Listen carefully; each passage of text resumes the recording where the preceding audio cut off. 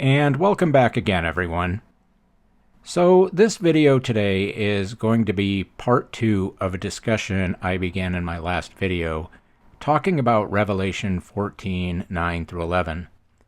So if you haven't yet watched my previous video discussing this passage, I highly recommend you check that one out, and I'll put a link down in the description. And so just a quick reminder.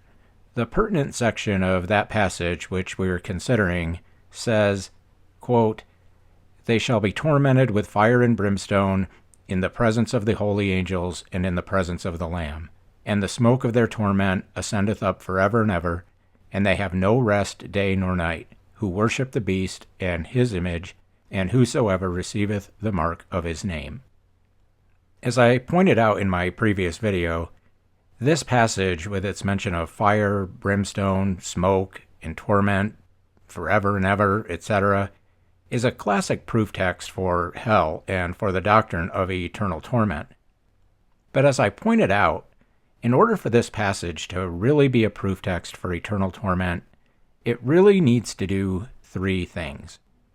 First, the passage needs to be directed to all the unsaved, rather than only to a specific class of people at a specific time. And it's obvious that Revelation 14, 9 through 11 completely fails here on this point. This is a specific warning directed only towards those worshiping the beast, the beast's image, or taking the beast's mark. This is not a general warning about hell. Whatever is being threatened here, it's directed at that one specific class of people. Second, in order to be a proof text for hell, it needs to be shown that Revelation 14, 9 through 11 is describing something beyond a strictly earthly judgment, rather than something which takes place in this life or age, during the natural lives of those threatened. And again, as we saw when this passage is compared with a parallel passage from the book of Isaiah, Isaiah 34, 8 through 10, we find that nearly identical language and imagery was used there to describe a judgment that is completely limited to this current earth and age, namely the destruction of Edom. And I asked you to consider how Revelation 14 could ever be used definitively as a proof text for hell if the language and imagery of the passage from which it's taken isn't about hell at all. So today I really want to drill down into this passage and its context. By doing that, I think it'll become obvious what's really going on here, and we'll find that this passage really isn't about hell at all. And I'm going to go into some detail here, which might at first seem to be a bit too much, and it'll probably make this video a little longer than I'd like, but please try to stay with me to the end, and I think the reason for all that detail will become clear. So, here we go. In order to discern the true meaning of Revelation 14, 9 through 11, I'd like to first begin by considering where this passage sits within the broader context of the book of Revelation as a whole. So, broadly speaking, the main body of Revelation is comprised of 3 sets of 7 divine judgments each, which, depending on one's interpretation, were or are still to fall upon the earth. These judgments are presented to us under the symbols of first 7 seal judgments, when a scroll with 7 seals is progressively opened, then 7 trumpet judgments, and finally 7 bowl or vial judgments, in which the wrath of God is poured out upon the earth. And these 3 sets of judgments are structured in a unique way, where the 7th seal judgment contains within it the 7 trumpet judgments, and likewise the 7th trumpet judgment has contained within it the 7 bowl or vial judgments. We can illustrate this somewhat as I've shown here. Now, our passage in the warnings we find in Revelation 14 is given after the sounding of the 7th trumpet, but before the first bowl judgment is poured out on the earth. And this is important, and we're going to return to this point a bit later on. So next, let's focus a bit on chapter 14 itself. If we consider the whole of Revelation chapter 14, we find that our warning is the third in a series of 3 angelic warnings contained within the chapter. So let's take a look at those. The first of these three angelic warnings we find in Revelation 14, verses 6 through 7. There we read, quote, "And I saw another angel fly in the midst of heaven, having the everlasting gospel to preach unto them that dwell on the earth, and to every nation and kindred and tongue and people, saying with a loud voice, Fear God, and give glory to him, for the hour of his judgment is come, and worship him that made heaven and earth and the sea and the fountains of waters." Next, this is followed by a second warning, which we find in verse 8, where we read, quote, "And there followed another angel, saying, Babylon is fallen, that great city, because she made all nations drink of the wine of the wrath of her fornication." Then finally, there's the third angelic warning, which is the one we're considering in verses 9 through 11, that if anyone is worshiping the beast's image, or taking the mark of the beast, they are to be tormented with fire and brimstone in the presence of the Lamb, and the Lamb, of course, here being Jesus, and in the presence of his holy angels, and that the smoke of their torment ascends forever and ever. Now, if we continue down in Revelation 14, we find in verses 14 through 19 a vision of a harvest in which the earth is reaped, and this concludes with the wicked being cast into what's called the, quote, great winepress of the wrath of God. We read in verses 19 through 20, quote, "And the angel thrust in his sickle into the earth, and gathered the vine of the earth, and cast it into the great winepress of the wrath of God. And the winepress was trodden without the city, and the blood came out of the winepress, even unto the horses' bridles, by the space of 1,006 furlongs." So to quickly recap, the warning we're considering in Revelation 14, 9 through 11, takes place before the 7 last bowl judgments are poured out upon the earth, and it's the third in a series of 3 angelic warnings. These 3 warnings are followed by a vision of a harvest and a winepress in which the wicked are cast into the winepress of God's wrath with an extremely bloody outcome. Now, let's consider what follows, beginning in Revelation chapter 15, all the way through to the end of the book. Chapter 15 consists of material in which we read of 7 angels who are preparing to pour out upon the earth the last 7 bowl or vial judgments that I mentioned earlier. And in chapter 16, we find the actual pouring out of these judgments. And we need to make special notice here of the last of these judgments. About the pouring out of the 7th and last vial or bowl, we read in chapter 16, verses 17 through 19, quote, "And the 7th angel poured out his vial into the air, and there came a great voice out of the temple of heaven from the throne, saying, It is done.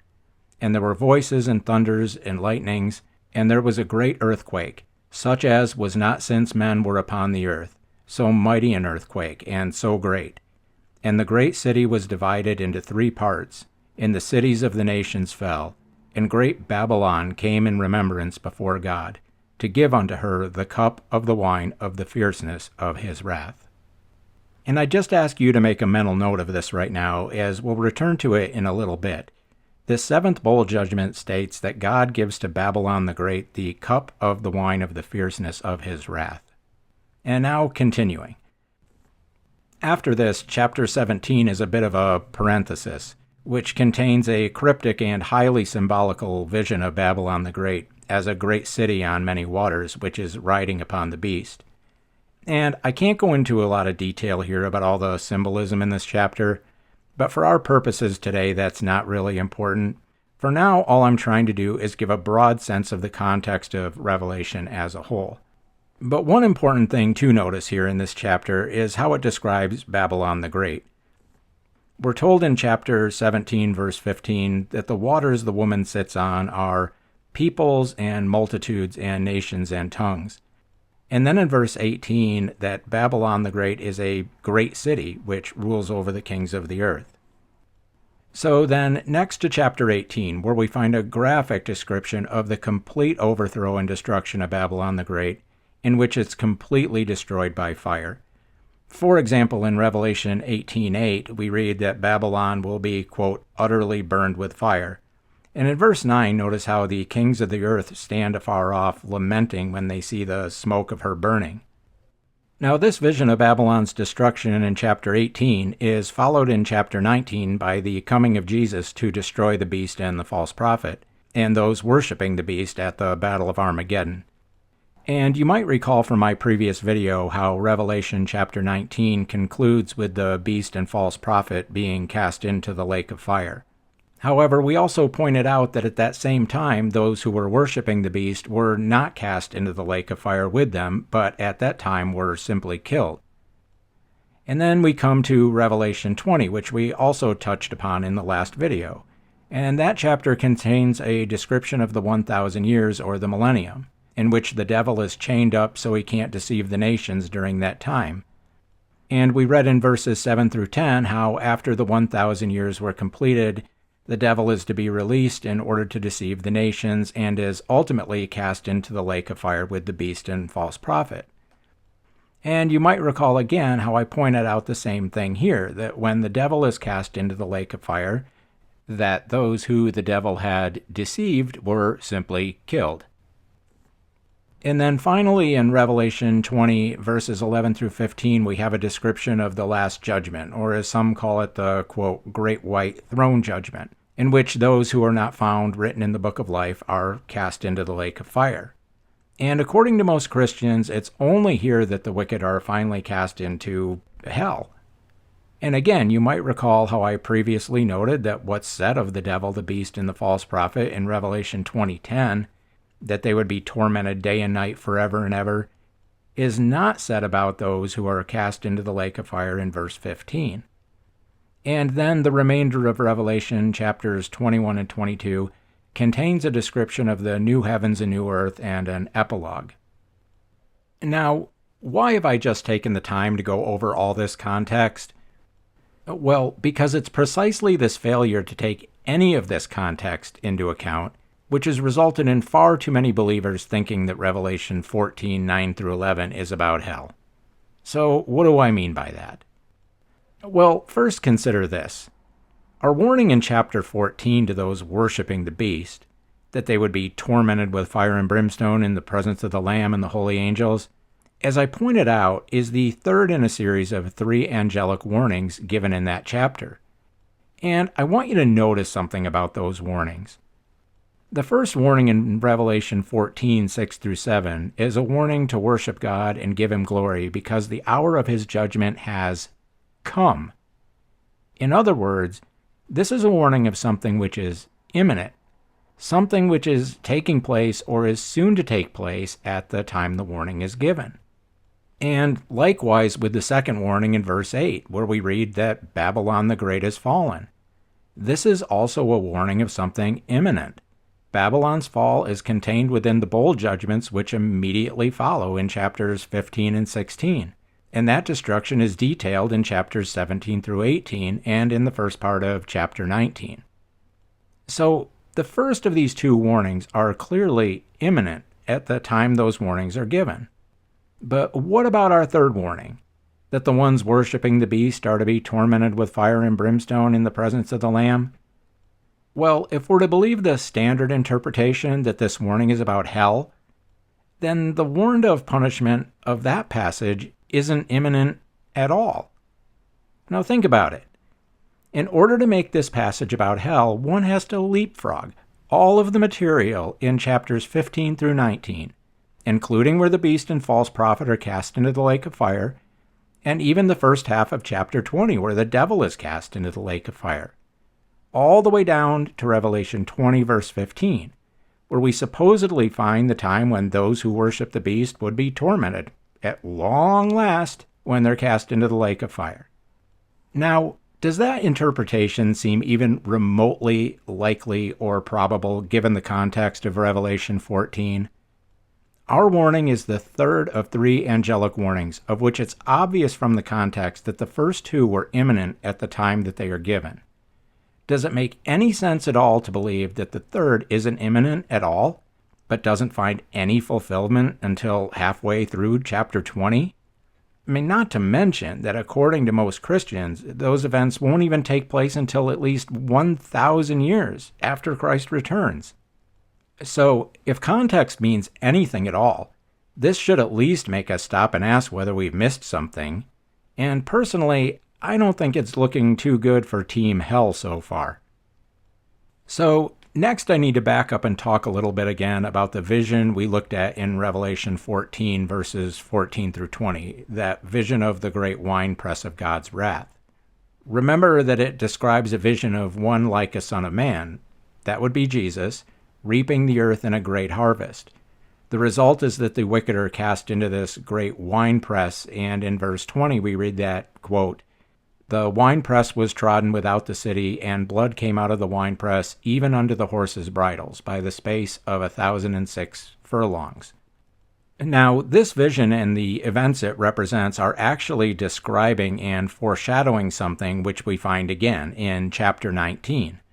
Events that are immediately and imminently connected with Jesus' second coming.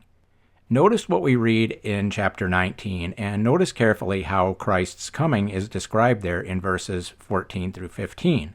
There it says, quote, "And the armies which were in heaven followed him upon white horses, clothed in fine linen, white and clean. And out of his mouth goeth a sharp sword, that with it he should smite the nations, and he will rule them with a rod of iron. And he treadeth the winepress of the fierceness and wrath of God Almighty." Now, these are not two different wine presses, as though there was one in chapter 14 and a different one in chapter 19. No, notice that the vision of the winepress given in chapter 14 is simply describing and foreshadowing the fulfillment we find in chapter 19. Revelation 14 closes with a bloody description of the wicked being destroyed by the great winepress of God's wrath, and Revelation 19 concludes with that same event. We read in Revelation 19:21, quote, "And the remnant," that would be those who had been worshiping the beast, "were slain with the sword of him that sat upon the horse, which sword proceeded out of his mouth, and all the fowls were filled with their flesh." So notice that Revelation 14, again, that's where we find our warning to those worshiping the beast and how they would be tormented with fire and brimstone.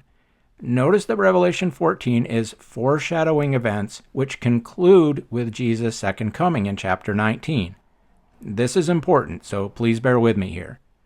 Now remember that our warning in Revelation 14, 9 through 11 is that third in a series of 3 angelic warnings. Do you recall what the second warning was which preceded it in verse 8? There we read, quote, "And there followed another angel, saying, Babylon is fallen, that great city, because she made all nations drink of the wine of the wrath of her fornication." And then return again to chapter 19, and what do we find there?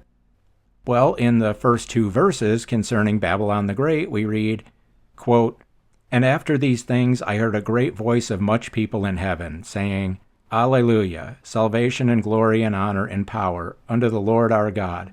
For true and righteous are his judgments, for he hath judged the great harlot," and that is Babylon the Great, "which did corrupt the earth with her fornication, and hath avenged the blood of his servants at her hand." Now, this pronouncement at the beginning of chapter 19 happens immediately after Babylon's destruction, which we read about in the previous chapter, chapter 18. And recall how in that chapter Babylon was to be utterly destroyed by fire. Now, what's important here to notice is how Revelation 14 is again foreshadowing events which find their fulfillment in chapter 19. And just as chapter 14 concludes with the great winepress of God's wrath, so does chapter 19. And just as we find a warning that Babylon is fallen in chapter 14, we find its destruction concluded in chapter 19. It's like Revelation 14 is giving us a kind of outline about what's to immediately follow in the next chapters. So, keeping that in mind, let's look again at just how this destruction of Babylon the Great is described in Revelation chapter 19 in verses 2 and 3. And what do we find there?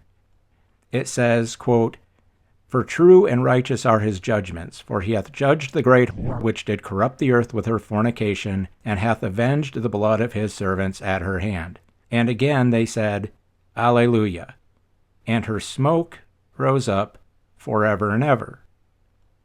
Do you see that? Her smoke, that is, the smoke from the destruction of Babylon the Great, a great city, rose up forever and ever. So, where have we read that before? Well, of course, that's the very same language we read in Revelation 14, and it's part of the very passage we're considering, Revelation 14, 9 through 11. And what was that warning? Quote, that the same will drink of the wine of the wrath of God, which is poured out without mixture into the cup of his indignation, and they shall be tormented with fire and brimstone in the presence of the holy angels and in the presence of the Lamb, and that their smoke ascendeth up forever and ever. Now, given this complete context, notice what's happening here. In Revelation 14, we have a warning to those worshiping the beast, that they would be tormented and that the smoke of that torment would ascend forever and ever. And that warning is immediately preceded by a warning about Babylon's fall. And upon that fall and destruction, which we find in chapter 19, we read that the smoke of that destruction goes up forever and ever. Now, seriously, are we really supposed to believe that the smoke of their torment ascending forever and ever in Revelation 14 could be anything other than the smoke arising from the destruction of Babylon the Great? Remember, as we've seen, Revelation 14 is simply an outline and foreshadowing of what follows. And even more, notice how Babylon's destruction is described in chapter 18, before that announcement that its smoke ascends forever and ever. In Revelation 18:9 and 18:18, we read about the, quote, smoke of her burning. In Revelation 18:7, we read that Babylon is to experience torment. In 18:7 and 18:10, we read of those standing afar off for, quote, fear of her torment as Babylon burns. And then finally, upon Babylon's complete overthrow, we read in the beginning of Revelation 19 that its smoke arises forever. Is anyone really going to try and tell me that the torment, fire, and smoke arising forever from Babylon's destruction is something different from the smoke of their torment in Revelation 14:11? But even more than that, let's look at more of the language.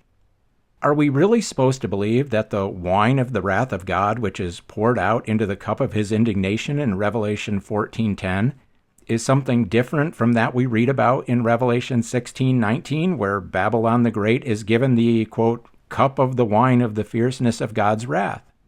Or the cup of Revelation 18:6, where we read, in the cup that she hath filled her double. Now remember what's in the context of these chapters. Babylon is the great city which sits on multitudes, peoples, nations, and languages. Babylon rides the beast. Those worshiping the beast, that would be those multitudes and nations of Babylon the Great, are threatened that they will be given the cup of God's wrath, tormented with fire, and the smoke of their torment would go up forever and ever. And then we read that Babylon the Great is given the cup of God's wrath, tormented with fire, and its smoke goes up forever and ever. And so for those who still insist that Revelation 14:9 through 11 is about hell, or a place of eternal torment, then all of this context means what exactly? Well, apparently, absolutely nothing. Isn't it pretty obvious that it's a serious error to just ignore all this context, carelessly skipping all the way from the middle of Revelation chapter 14 to the middle of chapter 20 just as a way to make this a proof text for hell? All three of the angelic warnings of chapter 14, including the third one we're considering in Revelation 14:9 through 11, were imminent at the time they were given, and all find their fulfillment and conclusion by the end of chapter 19 with the complete overthrow of Babylon the Great, from which the smoke was to arise forever, and the treading of the winepress of God's wrath at the Battle of Armageddon. And once we realize that, nothing could be more obvious than that the fulfillment of Revelation 14:9 through 11 is taking place where? Is it in hell? Well, absolutely not. Its fulfillment is right here on this earth, preceding Jesus' return. Now, let's look at just how obvious all this becomes once we've taken the time to consider this context. Should we look for the fulfillment of Revelation 14 in hell, or in the immediate context concluding with Jesus coming in chapter 19? So, in Revelation 14:10, we read that the wrath of God is, quote, poured out. Is the lake of fire ever said to be poured out, or is hell ever said to be poured out? Is that language, poured out, ever applied to hell? Well, no, it's not. But where can we find that language? Well, in Revelation 15:1 we read, "And I saw another sign in heaven, great and marvelous, 7 angels having the 7 last plagues, for in them is filled up the wrath of God." And then in chapter 16, verse 1, we read, "And I heard a great voice out of the temple, saying to the 7 angels, Go your ways and pour out the vials of wrath of God upon the..." Where? In hell? No. Pour out the vials of wrath upon the earth. God's wrath is poured out on the earth, not in hell, not in the lake of fire. Next, we read in Revelation 14:10 that the threatened torment there is called, quote, "the wine of the wrath of God, which is poured out into the cup of his indignation." Well, neither hell nor the lake of fire are ever called the cup of God's wrath or indignation. But where do we find this cup? Well, we read in Revelation 16:19, quote, "And the great city was divided into 3 parts, and the cities of the nations fell. And great Babylon came in remembrance before God, to give unto her the cup of the wine of the fierceness of his wrath." Once again, this cup of God's wrath is an earthly judgment. It has nothing to do with hell. So let's keep going. The torment of Revelation 14:9 through 11 is to take place in the presence of the Lamb and in the presence of the holy angels. Well, neither hell nor the lake of fire is ever described like that. And Christians often like to paint some bizarre mental picture where Jesus, the saints, and the angels are standing up there in heaven looking down on the torment of the unsaved in hell for all eternity. But look at the context of Revelation 14. Where is the Lamb and where do we find the angels? Well, if we just turn back to the first verse of chapter 14, we read, "And I looked, and lo, a Lamb stood on Mount Zion, and with him 144,000, having his Father's name written in their foreheads." So this is a picture of Jesus in heaven, right before he's about to return to execute the judgments which were warned of in those 3 angelic warnings, which immediately follow. And how about the angels? How is this torment of Revelation 14 carried out in the presence of the angels? Well, in Revelation 16, verses 1, 2, 3, 4, 8, 10, 12, and 17, in all of those verses, it's the angels who are pouring God's wrath out upon the earth. Once again, this torment in the presence of the Lamb and in the presence of the angels is on earth, not in hell. And if those bowl judgments being poured out by the angels are not torment in their presence, then I'm not sure what is. So I noted in my last video that the threatening of Revelation 14:9 through 11 is directed towards a specific class of people, those worshiping the beast's image, or taking the beast's mark. Now, there is no specific mention of the torment of these in the lake of fire. And that mention of any torment is absent even where we might expect to find it. As I mentioned, when the beast and false prophet are cast into the lake of fire, nothing is said about those worshiping the beast. When the devil is cast into the lake of fire, nothing is said about those who the devil deceived. So in this context, the context of Revelation 14 to 19, where do we find the torment of those worshiping the beast's image, or taking the mark of the beast? Well, all we need to do is turn to chapter 16, where right at the beginning in verse 2 we read, "And the first angel went and poured out his vial upon the earth, and there fell a noisome and grievous sore upon the men which had the mark of the beast, and upon them which worshipped his image." So again, those worshipping the beast, its image, or who had taken the mark are being tormented right here on earth, not in hell. So next, Revelation 14:11 says that the smoke of their torment arises forever. Is this language ever used of the lake of fire? No, it's not. And there's a couple of things to notice here. First, this imagery, the smoke arising forever, is fulfilled, as we've seen, with the destruction of the great city, Babylon the Great, in chapters 18 through 19. And that destruction, clearly, is taking place right here on earth, just prior to Jesus' second coming. So, if someone believes that Revelation 14:9 through 11 is about hell, what exactly are they saying? Are they saying that the perpetually rising smoke of chapter 14 is a different smoke than that of Babylon's destruction in chapter 19? Something they can do only really by completely ignoring the context. And if so, are they also saying that the destruction of Babylon the Great right here on earth also produces smoke that literally arises forever? They simply can't have it both ways. And second, and probably even more important, Revelation 14 does not say that this torment goes on forever. It says the smoke of their torment arises forever. And those who believe in eternal torment always seem to completely ignore this distinction. But to me, the symbolism here should be obvious. And just as we saw in the previous video, by comparing this language with its parallel in Isaiah 34:8-10, that this is clearly taking place upon earth, Isaiah 34 makes plain the meaning of the perpetual rising smoke. So let's look at that passage in context again. It says, quote, "It shall not be quenched night nor day, the smoke thereof shall go up forever. From generation to generation it shall lie waste. None shall pass through it forever and ever. But the cormorant and the bittern shall possess it. The owl also and the raven shall dwell in it. And he shall stretch out upon it the line of confusion and the stones of emptiness. They shall call the nobles thereof to the kingdom, but none shall be there, and all her princes shall be nothing." Now, I've heard it said that we're supposed to let Scripture define its own symbolism wherever possible, and if that's the case, then nothing could be clearer than what we have here in Isaiah 34. The unquenchable fire and the smoke arising forever are simply symbols of perpetual desolation and destruction. There's not really even a literal fire here, let alone smoke which literally arises forever.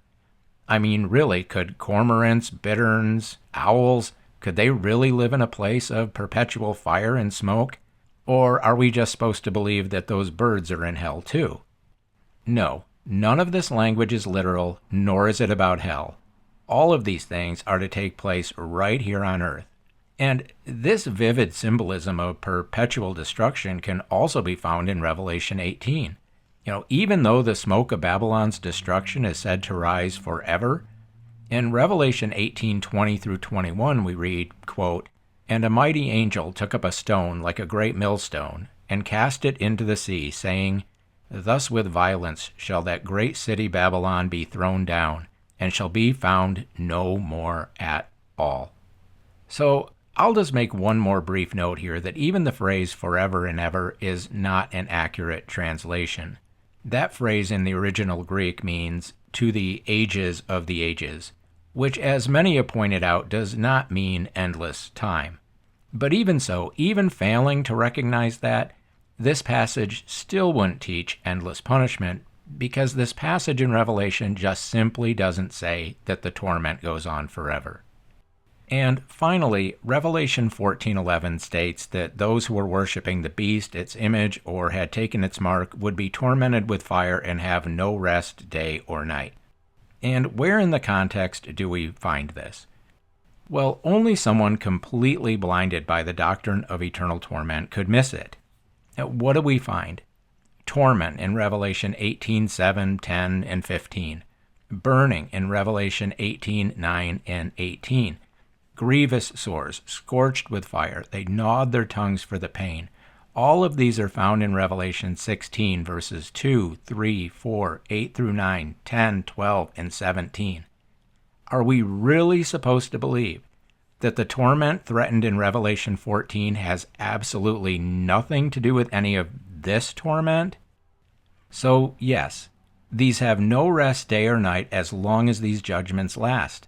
But as we've seen, these end with Jesus' second coming, where those worshiping the beast are killed at the Battle of Armageddon.